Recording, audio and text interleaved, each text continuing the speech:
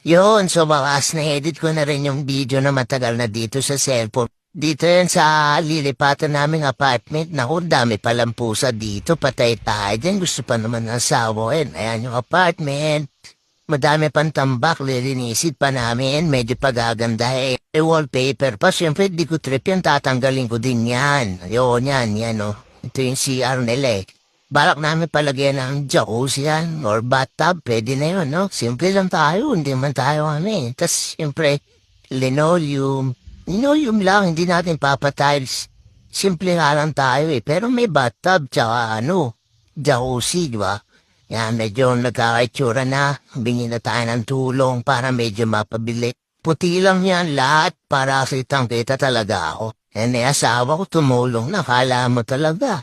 Mga marurunong saan pwesa na kami kasi gusto na talaga niyang lumipat dyan. Last year pa tong video na to kasi gusto ko lang gumawa ng alaala na kami mag-asawa eh.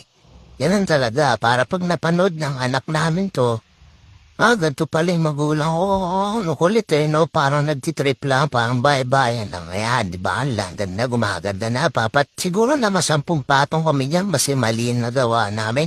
Ayan, sinimulan ko na rin kiskisin yung wallpaper na pinagdikitan nila. Ang hirap pala tanggalin nun. Nakakasura, kala ko sasama na yung pader sa sobrang hirap tanggalin. Ang kiskis, panggap-panggap, syempre video yan eh.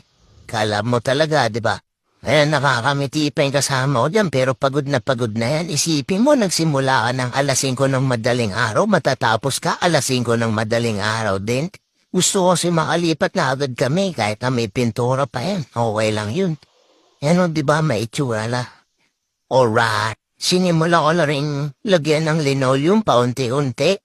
Dapat tiles talaga yan eh, hindi ako marunong mag-tiles, kaya linoleum na lang muna. Di ba? Simple lang tayo, hindi naman sa akin yan eh. Umuupa lang naman kami. Ayan na nga at binisita na nga ako. Kala niya tapos na yung bahay namin. Ba't may kinakanaw ka dyan, di ba? May sound system na, may home theater na, may ilaw na. Ang sarap na talaga dito. Gusto na namin lumipat ng tagal pero siyempre magpapahinga muna kami. Tamang relax lang muna. Tapos iisipin pa namin kung ano pang pwede namin gawin. Ayan. Ang kulit din ng mga alagang aso dito sa nilipatan namin. Tingnan mo yung aso, may kilay pa. Madam Inut yarn. Tapos madami din pusa, talagang napamayong asawa ko. Ayan, hanggang sa pinasal na nga kami para makalipat na kami, tuloy-tuloy na. Ang ganda talaga ng asawa ko, hindi nakakasawang tignan kahit anong anggulo, diba? Madami pala talagang aso dito. Ayan.